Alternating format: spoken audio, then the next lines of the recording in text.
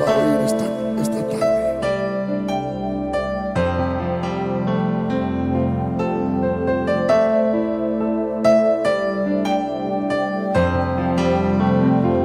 Eres el Dios de esta ciudad, eres el Rey de este pueblo, eres Señor de esta nación, Jesús, eres la luz en las tinieblas. Muy buenos días a todos. Esperanza que...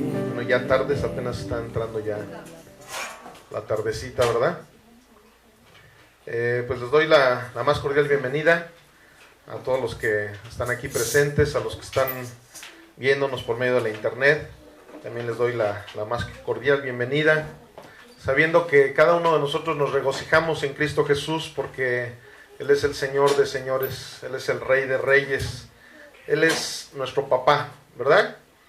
¿Cuántos que están aquí escritas carta de amor que nuestro Señor dejó para todos nosotros, para sus hijos, para que por medio de ella podamos encontrar cada una de las cosas que verdaderamente son para nuestro bien? Me da muchísimo gusto ver que estamos reunidos alabando a nuestro Padre Celestial.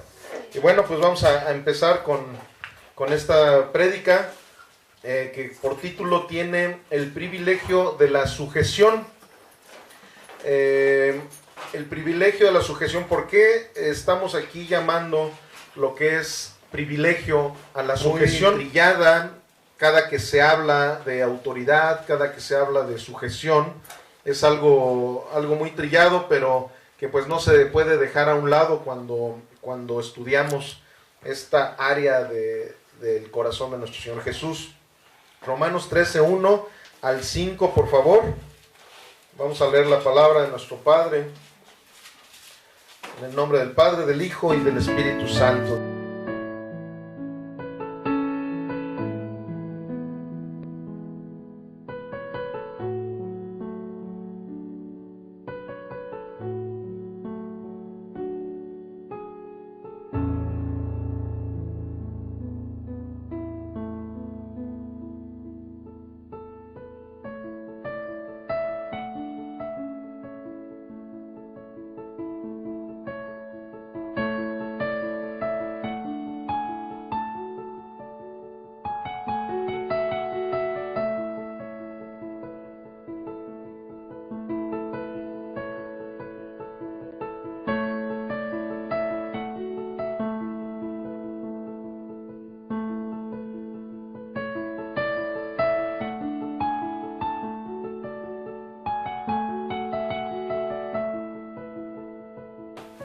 Bendito Dios, en este momento, antes que nada, yo quiero darte muchísimas gracias, papá, porque nos das ese privilegio de escuchar tu palabra, de tener Biblias en nuestras manos para poder llevar el Evangelio a todas las naciones, Señor. Gracias por ese privilegio que nos das de podernos congregar en este día, todos tus hijitos amados, Señor, para escuchar todas esas palabras tan hermosas que tienes para con nosotros, esa carta de amor que tú has escrito para todos y cada uno de los que estamos aquí presentes, de los que nos escuchan por la internet, Señor. Te damos gracias. Yo bendigo a todos los que están escuchando este mensaje. Yo te pido que abras nuestros sentidos espirituales, Señor, para que cada uno de nosotros podamos entender perfectamente bien lo que tú nos quieres decir el día de hoy, Señor. Sé tú en mí, Señor, y yo en ti, Padre, para que la palabra que el día de hoy vamos a escuchar sea predicada por ti y no por mí, Señor. Te pido todo esto en el nombre de tu Hijo amadísimo, Cristo Jesús. Amén, y amén. Ok. Aquí, como les estaba yo comentando, es un privilegio que el Señor nos da, el que la mente de Cristo esté en nosotros, su corazón esté en nosotros, porque podemos entender ciertas cosas que muchas veces cuando estamos en el mundo no las comprendemos. Aquí acabamos de leer cosas que cuando estamos en una cierta rebeldía, pues no la comprenderíamos, porque aquí está hablando de que nos tenemos que sujetar, someter a todas las autoridades. Hay muchas autoridades en la vida de cada uno de nosotros. Hay autoridades gubernamentales.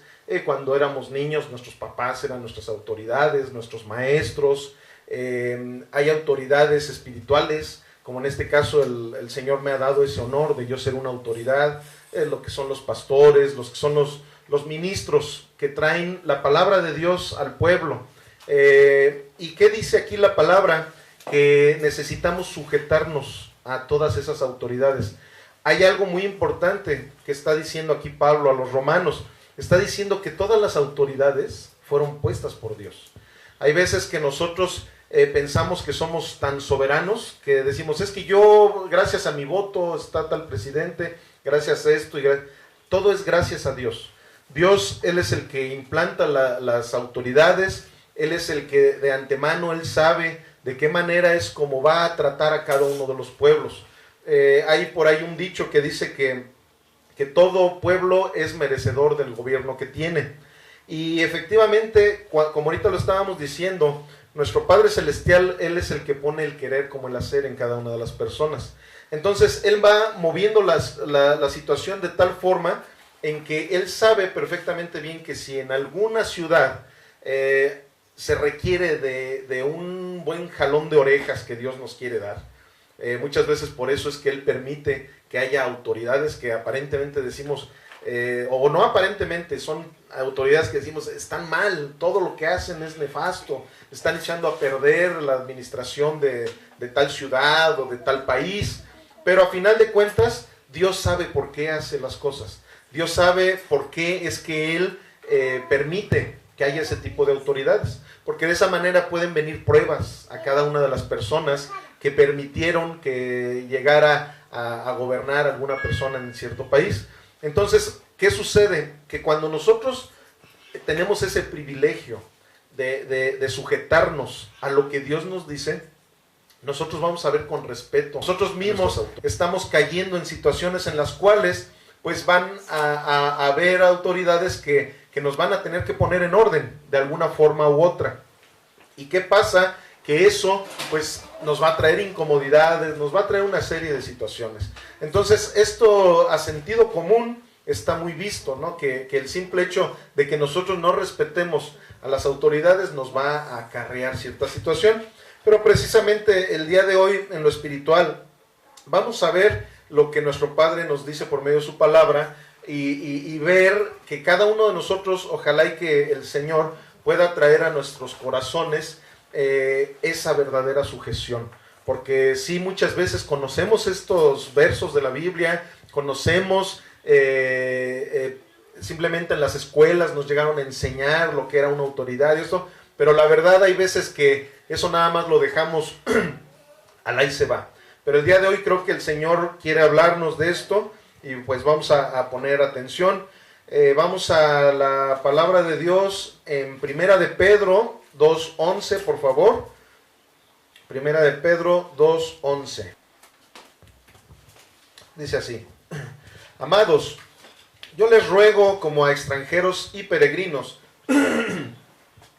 que se abstengan de los deseos carnales que batallan contra el alma. Aquí Pedro, cuando se refiere a todos nosotros como extranjeros y peregrinos, es porque ya en alguna ocasión lo hemos hablado, nosotros realmente no pertenecemos a este mundo. Lo que pertenece a este mundo simplemente es la carne que vemos por encima, pero en realidad nuestro espíritu y nuestra alma no pertenecen a este mundo. El alma de todos los cristianos pertenece al reino de los cielos. Entonces por eso habla de esta manera Pedro. En el 12 dice: manteniendo buena vuestra manera de vivir entre los gentiles, para que en lo que murmuran de ustedes como de malhechores, glorifiquen a Dios en el día de la visitación, al considerar vuestras buenas obras. Por causa del Señor, sométanse a toda institución humana, ya sea ya sea al rey como a superior, ya a los gobernadores como por él enviados para castigo de los malhechores y alabanza de los que hacen bien. Porque esta es la voluntad de Dios, que haciendo bien hagáis callar la ignorancia de los hombres insensatos, como libres, pero no como los que tienen la libertad como pretexto para hacer lo malo, sino como siervos de Dios. Honren a todos, amen a los hermanos, teman a Dios, honren al rey. Criados, estén sujetos con todo respeto a vuestros amos, no solamente a los buenos y afables, sino también a los difíciles de soportar. Entonces aquí estamos viendo cómo en el mundo es muy común que nosotros decimos, sí, no, yo esta autoridad, pues sí la respeto porque pues, es bien buena persona, me llevo bien con él, muchas cosas por el estilo, pero yo del otro no me sujeto porque él no hace lo que a mí me gusta, no siento que sea un buen jefe, no siento que sea una autoridad. ¿Y qué sucede? Que cuando entramos en esa rebeldía, simplemente estamos yendo en contra de la palabra de Dios. Aquí la palabra de Dios nos está hablando claramente de que nosotros debemos de honrarlos. Así sean buenos o sean malos, por el simple hecho de ser nuestra autoridad, ese es un principio que tenemos que tener los cristianos. Nosotros debemos honrarlos. Hay una frasecita que aprendí hace poquito en un congreso de pastores que dice: el respeto se gana, pero el honor se otorga. O sea, efectivamente las autoridades, yo en lo personal, yo como pastor, yo voy a ganarme el respeto de las personas en base a lo que verdaderamente Dios esté haciendo en mi vida, a mi testimonio. Por eso muchas veces, como les he hablado, con los cristianos es totalmente diferente que en el mundo. En el mundo, cuando tú dices, es que tienes que portarte bien, hacer cosas buenas para que la gente de afuera no diga que estás haciendo las cosas mal. Ven bien, no me interesa, yo de los demás no como. Eso es lo clásico que en el mundo se dice. Pero el cristiano sí vive de su testimonio. El cristiano verdaderamente debe de cuidar siempre el testimonio que está dando para con los demás. Entonces, ¿qué sucede? Si yo como pastor, yo estoy dando un mal testimonio, lógicamente que no me voy a ganar el respeto de las personas. Claro, aquí como lo estamos viendo, un verdadero cristiano va a darle honra a esa persona por el simple hecho de ser un siervo de Dios, por el simple hecho de ser una autoridad. La persona, si es un buen cristiano, va a decir, bueno, aunque a lo mejor el hermanito dice ser pastor, pero hace una serie de cosas en las cuales definitivamente no tiene nada que ver con un pastorado, con un obispado, pero yo le doy honor. Por el simple hecho de que el corazón de Cristo está en mi vida y tengo ese privilegio de saberme sujetar a mis autoridades. Entonces, efectivamente, sí, el respeto tienes que ganarlo tú como autoridad, pero el honor, tú como un verdadero cristiano, un verdadero siervo de Dios, tú vas a darle honor. Honor a cada una de las personas por el simple hecho de que son personas que, como lo estamos viendo, de alguna forma u otra, Dios por algo ahí las puso. Dios ahí las puso. Y es bien peligroso que uno se ponga a estar juzgando ese tipo de cosas. Es muy peligroso. O sea, un verdadero cristiano, en vez de que se ponga a juzgar y a decir, es que está mal y lo señalo. Recuerden que cuando tú señalas con un dedo, estás señalándote a ti mismo con 3 dedos hacia acá. Cada uno cuando hace de que está señalando a alguien, tú también te estás señalando a ti, pero no con un dedo, sino con 3 dedos para contigo. Entonces, en la palabra de Dios nos está hablando de que es muy peligroso eso de estar nada más juzgando por estar juzgando. Es lógico que cada uno va a dar cuentas de sus obras. Aquí estamos hablando ahorita de las autoridades, de que hay que sujetarnos a nuestras autoridades, pero nuestras autoridades también tienen que sujetarse a la cabeza, que es Cristo Jesús. Y ellos van a dar cuentas también, o vamos a dar cuentas también. Entonces, ¿qué sucede? Esas cuentas nosotros no tenemos que pedírselas.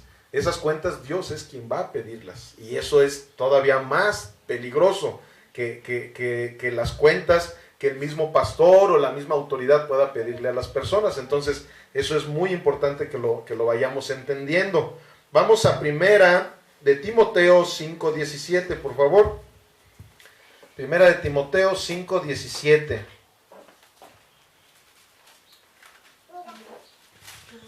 Dice así: los ancianos que gobiernen bien sean tenidos por dignos de doble honor, mayormente los que trabajan en predicar y en enseñar. Aquí Pablo le está escribiendo a Timoteo. Timoteo era uno de sus pastores, de los pastores que tenía bajo su cobertura. Pablo, como apóstol, él estuvo levantando iglesias por todos los lugares en donde él iba como misionero a predicar la palabra de Dios. Y entre esas iglesias, él dejó como pastor a Timoteo. ¿Y qué sucede? Que Pablo, pues a sus pastores les daba las instrucciones necesarias para que pudieran guiar perfectamente bien las iglesias que ellos estaban pastoreando. Entonces, ¿qué sucede? Aquí estamos viendo que Pablo está hablando de que los ancianos que gobiernen bien. Aquí no se refiere a los ancianos de edad, de que están viejitos. Ya en alguna ocasión les he explicado que en la Biblia, cuando vemos esa palabra en este rubro, porque claro que también hay veces que se refiere a los ancianos de vejez, pero aquí se refieren a los ancianos espirituales. Un anciano espiritual es cuando en una congregación existe ya sea un pastor, líderes, personas que están al frente de una congregación. A esas personas es a las que se les dice ancianos. Entonces aquí Pablo le está dando esa instrucción a Timoteo. Le está hablando de sus líderes, le está hablando de los pastores, los que están pastoreando, los que están enseñando la palabra de Dios. Entonces dice por eso, los ancianos que gobiernen bien. O sea, está diciendo claramente que gobiernen bien, porque él sabe perfectamente bien que también no porque sean pastores van a gobernar bien.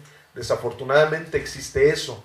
Hay una situación bien tremenda en la cual hay muchos lugares en donde en vez de tomar la palabra de Dios para enseñarle a su iglesia, toman testimonios de ellos que pasaron en su vida, o toman otros libros que porque vieron un libro de superación personal muy bonito, se ponen a predicar de ese tipo de cosas, hacen una serie de situaciones en las cuales no están predicando la palabra de Dios.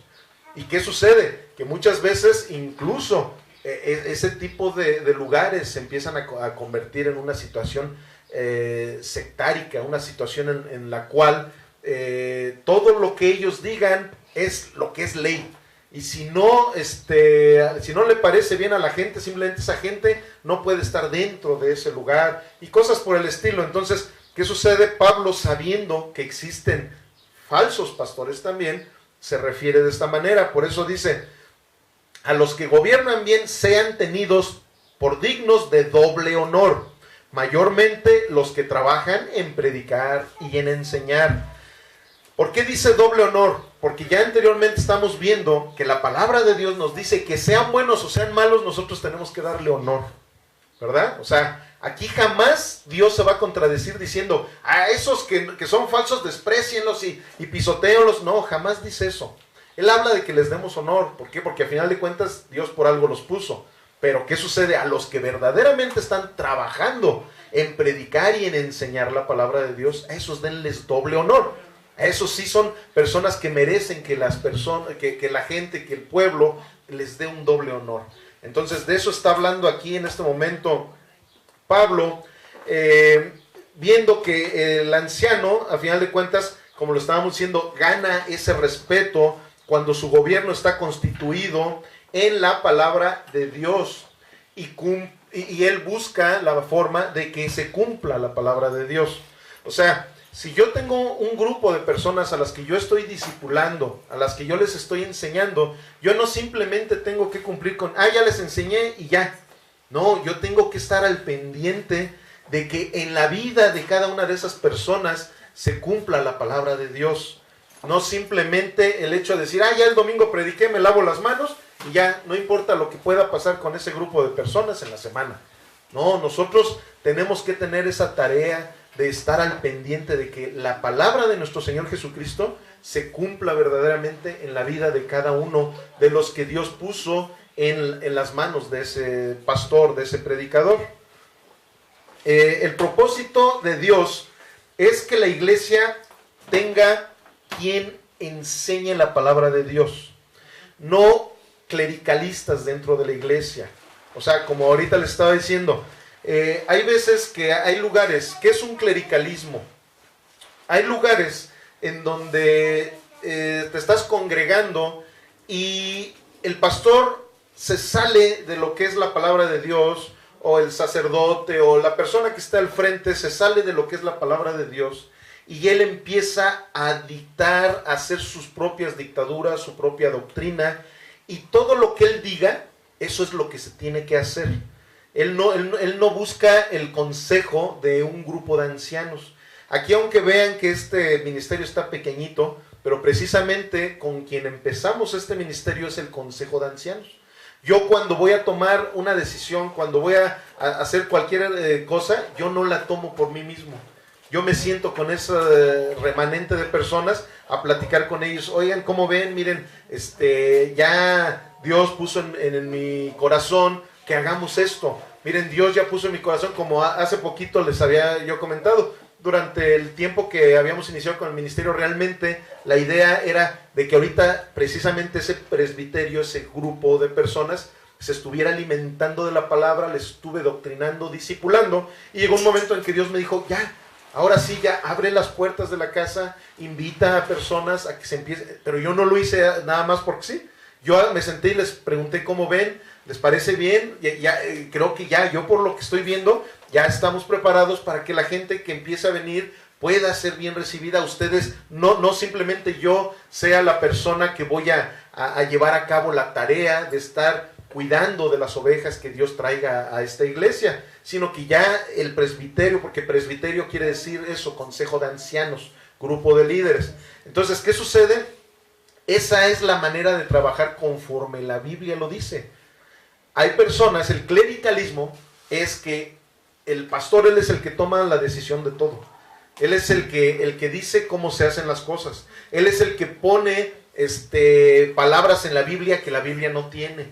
Hace situaciones que la Biblia no dice. Entonces a eso se le llama clericalismo en el modo religioso y sectarismo ya en el modo secular. Entonces, ¿qué pasa? Un ejemplo. Hay lugares en donde se dice que solamente en el grupo en el que se encuentren o en la religión en la que se encuentren son los únicos que van a ser salvos. No va a existir nadie más. Si alguien está fuera de ese lugar, no van a ser salvos. Solamente van a ser salvos los que escuchen mi palabra. Los que escuchen, los que vengan y yo les enseñe, esos son los únicos que van a ser salvos. Esos son los únicos que están bien. Esa situación se llama sectarismo. Son las famosas sectas que hay por todos lados. Algunas se dice que llaman religiones, pero a final de cuentas son sectas también. Porque se dicen, solo esta iglesia es la que te va a llevar a la salvación. ¿Y qué sucede? Hacen a un lado lo principal, que es el único que nos va a llevar a la salvación, que se llama Cristo Jesús. Él es el único que nos va a llevar a la salvación. No una denominación, no un grupo, no un pastor, no una autoridad, es Cristo Jesús. Él es el único que nos va a dar la salvación. Entonces, cuando hay un lugar en donde tú llegas y no te están hablando de que Jesucristo es el único intercesor entre el hombre y Dios, en que Jesucristo es el único camino para el Padre, cuando te están hablando de otro tipo de salvaciones, de otro tipo de personas a las que les debes de dar la honra y la gloria, ahí es donde aguas, porque eso quiere decir que eso es un sectarismo o clericalismo, que no pide opinión de nadie. Él es el que tiene la única y la última palabra. Entonces, precisamente aquí estamos viendo que el Señor nos está hablando de una sujeción que tenemos que tener, pero antes que nada, a la palabra de Dios. O sea, si la palabra de Dios nos está hablando de sujetarme de esta manera, de la otra, de aquella, lo voy a hacer, pero con el conocimiento de que mi corazón siempre va a estar puesto en Cristo Jesús. Esa es la intención y el propósito de Dios en su iglesia. Vamos a Hebreos 13, 17 y 18, por favor. Hebreos es un libro que no tuvo firma del autor que escribió ese libro de Hebreos, pero muchos que conocen, y yo en lo personal también tengo la idea de que Pablo fue el que escribió este libro. Por el tipo de literatura que vemos en el libro de Hebreos, vemos que es totalmente similar a las escrituras que Pablo tenía en todas sus cartas paulinas. Entonces aquí en Hebreos 13, 17 dice de la siguiente manera: obedezcan a sus pastores y sujétense a ellos, porque ellos velan por sus almas, como quienes han de dar cuenta, para que lo hagan con alegría y no quejándose, porque esto no es provechoso. Oren por nosotros, porque confiamos en que tenemos buena conciencia, deseando conducirnos bien en todo. Aquí estamos viendo que en la Escritura está hablando de algo, de un mandato que nos está dando, de tal manera que nos sujetemos a nuestros pastores. Pero hay algo bien importante, o sea, en cada que la palabra de Dios le da cierto honor a las autoridades, a los pastores, a todas esas autoridades espirituales, inmediatamente, de una manera u otra, nos da también la tarea a los pastores. O sea, aquí está hablando, dice, porque ellos velan por vuestras almas como quienes han de dar cuenta. Entonces, como les estaba yo diciendo, es muy delicado cuando nosotros nos ponemos a estar murmurando, criticando a los pastores, esto, lo otro, aquello. Pero es más delicado que aquellos pastores no hagan lo correcto, porque ellos son los que van a dar cuenta. O sea, hay veces que un buen pastor es criticado por ser metiche. Hay veces que hay gente que dice, ay, es que para todo el pastor ahí nada más está al pendiente. Y que si mi matrimonio anda bien o que si mi matrimonio anda mal, que ese es un verdadero pastor, porque él va a entregar cuentas. Él va a entregar cuentas. Es más feo esos pastores que agarran y dicen, no, pues yo me lavo las manos. No, todos ustedes tienen el mismo espíritu que yo. Y como todos ustedes tienen, también ustedes pueden orarle al Padre y decirle todo. No. O sea, claro, sabemos que todos tenemos al Espíritu Santo. Pero nuestro Dios nos da la capacidad a ciertos pastores, a ciertas autoridades espirituales, para que velemos por las almas de nuestros consiervos, incluso de nuestros congregantes, de nuestros discípulos. Yo aquí siempre digo discípulos porque muchos pastores siempre dicen mis ovejas, pero en realidad yo no los veo como ovejas, yo los veo como discípulos. Yo en cada uno de ustedes veo un soldado de Cristo Jesús, que el día de mañana, de la misma manera que yo estoy militando con la palabra de Dios, lo van a hacer cada uno de ustedes. Entonces, precisamente yo por eso es que siempre hablo que mis discípulos y mis discípulos, porque de hecho así era como Jesús le hablaba a sus discípulos. Jesús nunca les decía mis ovejitas, él siempre les decía mis discípulos. Él se refería a ovejas, entonces cuando era de una manera en la cual todavía estaban fuera de su congregación, fuera de los que los seguían. Ellos sí son como ovejas que andan perdidas, que hay que guiarlas para que vengan al rebaño, para que vengan a alimentarse de la palabra de Dios. Entonces, ¿qué sucede? Si un pastor tiene el privilegio de que Dios añada un grupo de gente a su iglesia, el pastor tiene la obligación, porque el pastor va a entregar cuentas de cada una de esas personas. Si yo veo que una persona se está descarriando, está haciendo esto, está regresando a los caminos del mundo, y yo no soy un buen pastor, ¿qué sucede? Que simplemente ni cuenta me voy a dar de ello. Ni cuenta me voy a dar de ello. ¿Y qué? Y aquí la palabra de Dios está hablando de que ese pastor va a entregar cuentas. Por eso es que es importante que trabajemos todos como un cuerpo en Cristo. Yo cuando era presidente aquí en la colonia y venían vecinos y me decían, es que pasa esto y lo otro, yo les decía, miren, si trabajamos todo en equipo, me van a hacer más fácil mi trabajo y todos vamos a vivir mejor. Lo mismo pasa en una comunidad cristiana. Y todavía más, claro, porque esto va a ser algo eterno, esto no va a ser pasajero, no va a ser una administración de un cuánto tiempo, sino va a ser algo eterno. Entonces, ¿qué sucede? Que cuando todos hacemos nuestra parte, cuando los discípulos honran a su autoridad, cuando los discípulos obedecen a su autoridad, ¿qué va a pasar? Que todo va a ir funcionando como debe de ser, y el pastor, la autoridad, también va a poder hacer su trabajo correctamente. Y de esa manera, pues todos vamos a estar funcionando verdaderamente como lo que somos, un cuerpo en Cristo. Hay situaciones bien importantes cuando se habla esto de las autoridades. Uno como autoridad tiene que, hace 8 días hablamos de algo bien importante, que Dios no es nada sentimental. Pues el pastor tampoco debe de ser sentimental. ¿Por qué? Porque muchas veces, si yo me guío por los sentimientos, por una persona voy a hacer que pague muchas otras. O sea, yo tengo que guiarme por lo que dice la palabra de Dios. Y si la palabra de Dios me dice que yo tengo que ajustar cuentas con ciertas personas dentro de mi congregación, yo lo tengo que hacer. Aunque a lo mejor esa persona se pueda ofender, aunque a lo mejor esa persona diga, no, yo ya no me quiero congregar, pues ni modo.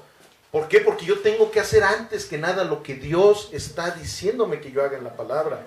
Entonces yo no me tengo que guiar por mis sentimientos, o por decir, ay, es que a esta persona no lo voy a confrontar porque, híjole, la verdad, yo lo quiero mucho, es mi familiar, y mejor no lo confronto. No, Dios habla claramente de que nosotros tenemos que hacer a un lado nuestro corazoncito carnal, porque ahora el corazón de Cristo es el que debe de regir mi vida. Entonces, hay una frase que en alguna ocasión yo he hablado de ella.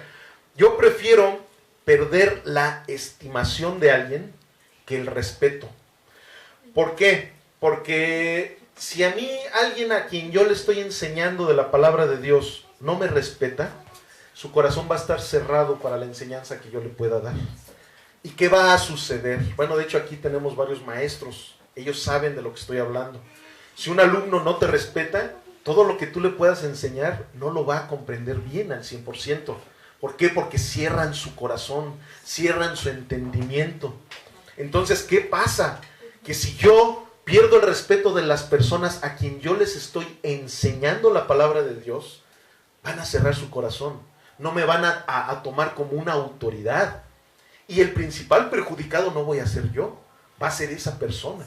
Entonces yo prefiero perder la amistad de esa persona que perder el respeto. El respeto, una verdadera autoridad no debe permitir que se pierda. No debe de permitir que por ser buena onda, muchas veces uno confunde. Es como la autoridad que uno luego tiene también en casa, con los hijos. Uno confunde, yo como se lo he dicho a mis hijos, yo puedo comportarme con ustedes de una manera amistosa, pero no soy su amigo, yo soy su papá. Y eso es una cosa mucho más importante que el ser amigos.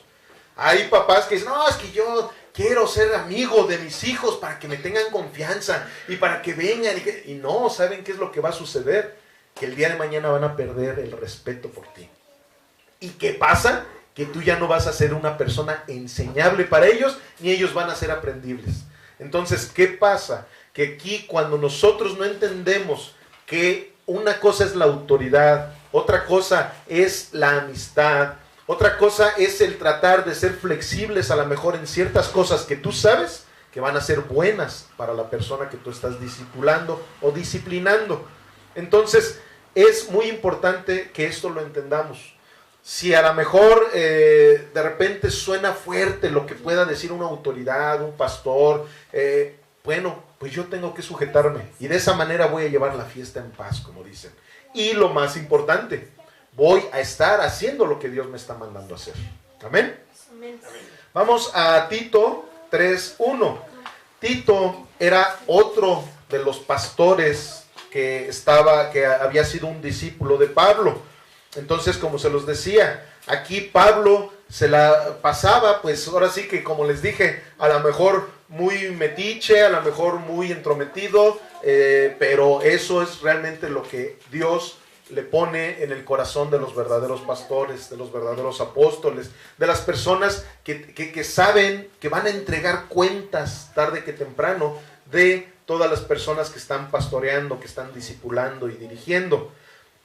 Así le dijo Pablo a Tito: recuérdales que se sujeten a los gobernantes y autoridades, que obedezcan, que estén dispuestos a toda buena obra, que a nadie difamen, que no sean pendencieros, sino amables, mostrando toda mansedumbre para con todos los hombres. Amén. La obediencia es un complemento del fruto que nos da el Espíritu Santo. En alguna ocasión hablamos del fruto. El fruto del Espíritu Santo se compone en 9 expresiones. Una de ellas es la mansedumbre. Es la paz, la benignidad, la bondad, la fe, el amor. Hay muchas expresiones del fruto del Espíritu Santo en nuestras vidas, pero uno de ellos es la mansedumbre. Si nosotros no tenemos mansedumbre, simplemente eso va también a impedir que nosotros vayamos caminando conforme a la disciplina que Dios trae a nuestras vidas por medio de nuestras autoridades. Nosotros tenemos que tener un corazón manso, un corazón humilde. ¿Por qué? Porque de esa manera nosotros vamos a poder verdaderamente recibir la enseñanza y guardarla en nuestro corazón. La primer bienaventuranza dice: bienaventurados los pobres de espíritu, porque de ellos es el reino de los cielos. En lo espiritual, cuando Jesús les dijo a los pobres de espíritu, estaba hablando precisamente de esas personas que quieren estar recibiendo de la palabra de Dios y que nunca se van a sentir enriquecidos, de que ya están totalmente al full y que dicen: ya no necesito recibir más, ya no necesito más conocimiento. Esas personas son las que no son bienaventuradas, pero son bienaventurados todos aquellos que siempre humildemente están diciendo: aunque yo tengo un doctorado en teología, aunque ya tengo mi licenciatura, tengo esto, lo otro, aquello, pero todavía puedo aprender, puedo seguir aprendiendo. Y no de otro que tenga más doctorados que yo, no, de cualquier persona puedo aprender, pero sobre todo del que enseña la palabra de Dios. Cuando tú aprendes de la palabra de Dios, sabes que tú no vas a estar tirando golpes al aire. Todo lo que aprendas por medio de la palabra de Dios, sabemos que eso va a ser lo que verdaderamente va a ser eterno. Como Pedro le dijo a nuestro Jesús: solamente tú, Jesús, tienes palabras de vida eterna. Entonces, ¿qué sucede? Que nosotros, con esa convicción de que por medio de la palabra vamos a poder entender perfectamente bien, nosotros los que enseñamos la palabra tenemos también que enseñarles a eso. Por eso fue el tema del día de hoy. Que ahora sí que todos tenemos que estar trabajando en el mismo espíritu, para que yo pueda enseñar bien, ustedes puedan aprender bien, y que fuera en nuestras cosas seculares, en nuestros trabajos, en las relaciones familiares, con nuestros hijos, con nuestros padres, podamos nosotros entender lo que es la sujeción, lo que es tener un corazón humilde, lo que es ser manso. Ahora sí que la mansedumbre, cuando viene a nuestras vidas, no quiere decir también, como hay una frase ahí que algunos dicen: somos mansos pero no mensos, ¿no? O sea, lógicamente que también la mansedumbre habla de cierta situación, que tú de corazón tienes esa humildad de ser manso para recibir la enseñanza, para ser una persona amable con las personas, pero tampoco vas a ser, como lo dicen, un agachón, ¿no? ¿Por qué? Porque les voy a poner un ejemplo. Si alguien sabe de caballos y todo eso, van a saber de lo que les hablo, pero aunque no sepan, pues esto es muy común. Los caballos, cuando los llegan a atrapar, que andan en el bosque, en las montañas, en algún lugar así, los atrapan y son salvajes. ¿Y qué es lo que hacen con los caballos? Los amansan. Buscan, las personas que los empiezan a tratar de entrenar y todo eso, buscan hacerlos mansos, que tengan mansedumbre.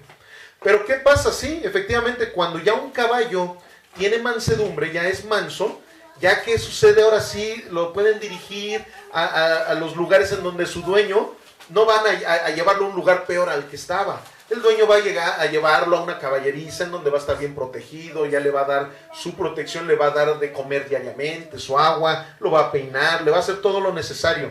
Y como el caballo ya es manso, él puede ahora sí ir a los lugares en donde su dueño lo lleve, pero no pierde los bríos. O sea, el caballo sigue siendo igual de fuerte, o a lo mejor hasta va a ser más fuerte porque ahora ya tiene una mejor alimentación, a lo mejor ahora ya el amo que él tiene ya lo va a estar tratando mejor de como él andaba ahí suelto, ¿no? Entonces, ese es el ejemplo. O sea, nosotros, cuando viene el corazón de Cristo a nuestras vidas, viene un espíritu de mansedumbre. Pero esa fuerza, esa energía que Dios nos ha dado, la vamos a poder seguir usando, pero ahora para el reino de nuestro Señor Jesucristo. Ahora para las cosas que a Dios le agradan. O sea, no por eso vamos a convertirnos: pues ya soy un pelele, porque como dice la Biblia que tengo que ser manso, pues ya soy menso también. No, hay veces que nos confundimos y muchas personas llegan a hacer eso. La obediencia es algo elemental en el corazón de todos los cristianos. O sea, empezando porque muchos creen que el pecado original de Adán y Eva han sacado una serie de falacias, de puras falsedades, y hay una situación que sí es totalmente real. Hay personas que hablan, ¿no?, de que el pecado original incluso fue que cuando tuvieron una relación íntima Adán y Eva. Eso es una mentira, porque para Dios eso no es malo. Para Dios, cuando realmente son marido y mujer, al contrario, la Biblia habla muy bien de ello. Que el pecado fue porque comieron una manzana, otra falacia. Ni siquiera dice la Biblia si era una manzana, una pera, nada más habla del fruto prohibido. Realmente el pecado fue la desobediencia. O sea, lo que Dios estaba queriendo probar en el corazón de Adán y Eva era si eran obedientes. ¿Y qué sucedió? Que el pecado fue el haber desobedecido. Entonces, esto precisamente va con el tema que Dios nos está trayendo el día de hoy. Cuando nosotros no somos obedientes, pues lógicamente que no vamos a tener a la autoridad como lo que debe de ser en nuestras vidas. Nuestro concepto siempre va a estar totalmente desubicado. Entonces, la obediencia es muy importante. Hay un ejemplo que muchas veces yo le pongo a mi hijo, que es el que ahorita estoy más sobre su disciplina, y le digo, mira hijo, cuando tú no eres obediente, hay unas siglas que una vez un pastor puso, que dijo, la obediencia tiene que ser tía. Y yo dije, bueno, pues ¿eso qué quiere decir? Tía quiere decir total, inmediata y amablemente. Entonces, le ponía yo este ejemplo a mi hijo, le digo, mira, una vez habían dos niños, estaban en un parque, dos familias, y habían dos niños alrededor de 10 años, uno de una familia que era una familia cristiana y que tenía a sus hijos bien disciplinados, y la otra familia era una familia del mundo, de esos que a sus hijos dicen, tú y yo somos amigos, y mira, y que puros cuates, y la obediencia no existe una disciplina en esa familia. Le digo, bueno, pues el chiste es que estos niños, los dos, iban caminando, iban a cruzar una calle en la cual ellos, por ir platicando, no se dieron cuenta de que venía un camión, como que sin frenos, rapidísimo, y los niños estaban a punto de cruzarse la calle. Y sus papás inmediatamente gritaron y le dijeron, hijo, párate. ¿Y qué creen que pasó? El obediente se paró. Y el otro, porque no había obediencia en su casa, no sabía lo que era el concepto de la obediencia, se atravesó. Y de veras, eso es lo que sucede. Cuando Dios maneja una serie de mandamientos, una serie de disciplinas en su palabra, y nosotros somos obedientes, nosotros vamos a vivir eternamente con Él. Los que son desobedientes van a atravesarse la calle y va a pasar un camión encima de ellos. Entonces, eso es lo importante de que nosotros comprendamos, que cuando nosotros tenemos obediencia en nuestras autoridades que el Señor ha puesto en nuestras vidas, nuestra vida va a ser mucho más placentera y nosotros vamos a estar caminando conforme a los mandamientos de nuestro Señor, que eso es lo que a Él le interesa, que obedezcamos a Él, más que nada a Él. Y vamos a la Biblia, vamos al Antiguo Testamento, a Números. Vamos a leer una buena porción de Números. Esta es una pequeña historia de los hermanos de Moisés y de Moisés.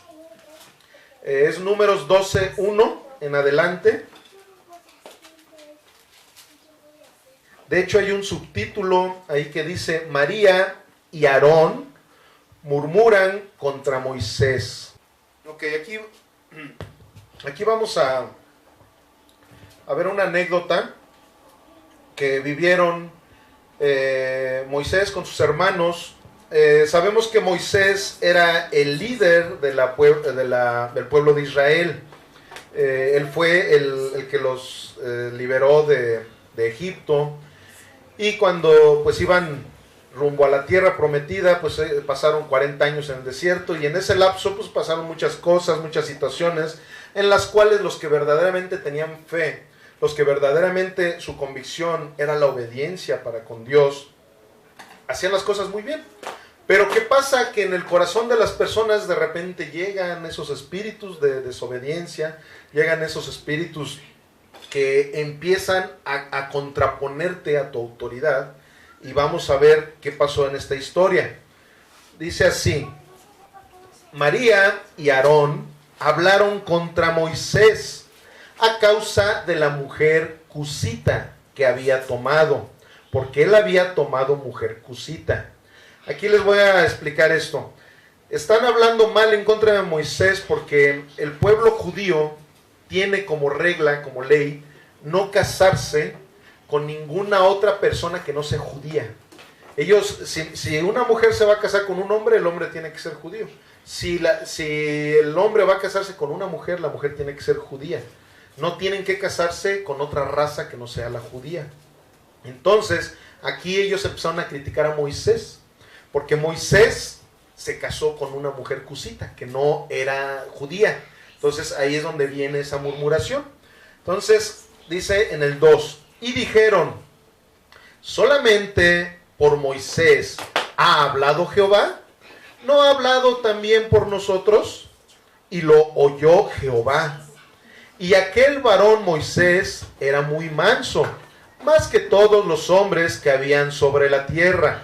Luego dijo Jehová a Moisés, a Aarón y a María, salid vosotros tres al tabernáculo de reunión. Y salieron ellos tres. Entonces Jehová descendió en la columna de la nube y se puso a la puerta del tabernáculo. Y llamó a Aarón y a María, y salieron ambos. Y les dijo, oigan ahora mis palabras. Cuando haya entre ustedes profeta de Jehová, le apareceré en visión, en sueños hablaré con él. No así a mi siervo Moisés, que es fiel en toda mi casa. Cara a cara hablaré con él, y claramente, y no por figuras, y verá la apariencia de Jehová. ¿Por qué pues no tuvieron temor de hablar contra mi siervo Moisés? O sea, está regañando a Aarón y a María. Jehová, él directamente les está diciendo todo esto. Entonces la ira de Jehová se encendió contra ellos y se fue. Y la nube se apartó del tabernáculo. Y he aquí que María estaba leprosa como la nieve. Y miró Aarón a María. Y he aquí que estaba leprosa. Y dijo Aarón a Moisés, ah, Señor mío, no pongas ahora sobre nosotros este pecado, porque locamente hemos actuado y hemos pecado. No quede ella ahora como el que nace muerto, que al salir del vientre de su madre tiene ya medio consumida su carne. Entonces Moisés clamó a Jehová diciendo, te ruego, oh Dios, que la sanes ahora. Respondió Jehová a Moisés, pues si su padre hubiera escupido en su rostro, ¿no se avergonzaría por 7 días? Sea echada fuera del campamento por 7 días, y después volverá a la congregación. Así María fue echada del campamento 7 días, y el pueblo no pasó adelante hasta que se reunió con María, hasta que se reunió María con ellos. Después el pueblo partió de Hazerot y acamparon en el desierto de Parán. Ok, bueno, aquí les voy a parafrasear lo que acabamos de leer.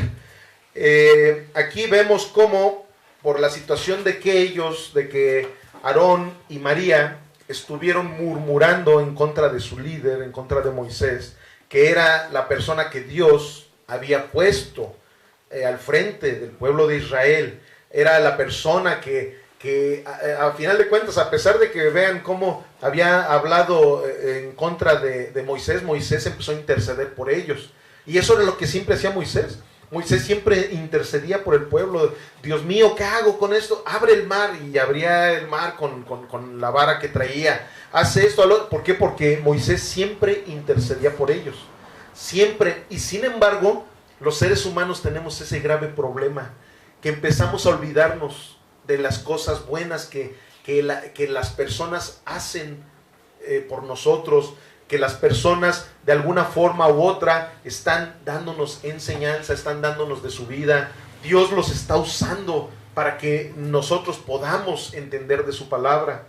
Y se nos olvida porque empiezan a pasar cosas malas y ya se nos olvida lo bueno que en algún momento están haciendo por nosotros, y empezamos a murmurar, empezamos a hacer cosas que van totalmente en contra de los propósitos de Dios. Entonces, aquí, ¿qué fue lo que sucedió? Que Aarón y María empezaron a murmurar, a final de cuentas, de algo que sí tenían ellos razón. O sea, ante la ley judía, Moisés no tenía que haberse casado con la cusita. Pero ¿qué sucede? Eso era una situación personal de Moisés. Moisés, como hace ratito se los dije, él iba a entregar cuentas con Dios de esa situación. Él, de alguna forma u otra, él iba a entregar cuentas. Dios, si él quería tener misericordia de él o no quería tener, ya era situación de ellos. Pero ¿qué pasa? Que aquí ellos quisieron empezar a hacer como si ellos fueran Dios, empezar a juzgarlo, empezar a decirle, a quererlo, a murmurar de él. ¿Y qué sucede? Que como Moisés era un siervo de Dios, era el pastor, como quien dice, de este grupo de personas, Dios se enojó mucho con ellos, de tal manera que a esta mujer la hizo leprosa. Después tuvo misericordia porque Moisés intercedió por ella y dijo, nada más 7 días va a estar apartada de ustedes. O sea, 7 días, ¿para qué? Para que todo el pueblo de Israel vieran que ellos no tenían por qué hacer cosas en contra de la autoridad que Dios había puesto, aunque ellos tuvieran razón. Moisés había cometido un error, pero no por ese error ellos tenían el derecho de juzgar a su autoridad, y por haber juzgado a su autoridad cayeron en esta situación. Ahora, en la Biblia, cuando habla de la situación de lepra y todo esto, en el rubro espiritual, cada que se habla de la lepra, creo que todos conocemos qué es esa enfermedad, ¿no? Se empieza a caer la carne, se empieza a caer la carne del cuerpo. ¿Qué pasa? La Biblia en infinidad de ocasiones nos habla de que nosotros tenemos que morir a nuestra carne, de ya no ser carnales, sino ser espirituales. Precisamente por eso a eso se refiere. Cuando alguien tiene lepra en lo espiritual en la Biblia, es porque estaban con mucha carne, y esa carne los lleva a estar murmurando, haciendo cosas que realmente no es bueno, que realmente a Dios no le agrada que las personas empiecen a murmurar, a hacer cosas que la carne te dice que hagas, no lo que el Espíritu. El Espíritu siempre te va a llevar a hacer las cosas conforme a Dios le agrada, pero la carne nos va a llevar a hacer cosas que a este mundo le agrada. Entonces, a eso se refiere cuando se habla de esa situación de la lepra. Ya para terminar, vamos a la Biblia, vamos a Efesios 5:21, por favor. Efesios 5:21 al 25. Hay una situación muy importante que Dios va manejando también en su palabra, en sus mandamientos. A Dios no le agrada que se rompan las cadenas de autoridad, porque eso también es muy común, que hay veces que las personas dicen, no, es que sí, yo me sujeto de la autoridad de fulanito de tal, como a un principio lo estamos diciendo, pero de otra autoridad es así, no me sujeto. Pero ¿qué sucede? Que no porque te sujetes de una autoridad vas a estar bien delante de los ojos de Dios. Dios te pide que te sujetes de la autoridad conforme Él te lo dice. O sea, aquí vamos a ver cómo Dios va delegando también autoridades. O sea, Dios te va diciendo de qué manera es como uno debe de ir comportándose.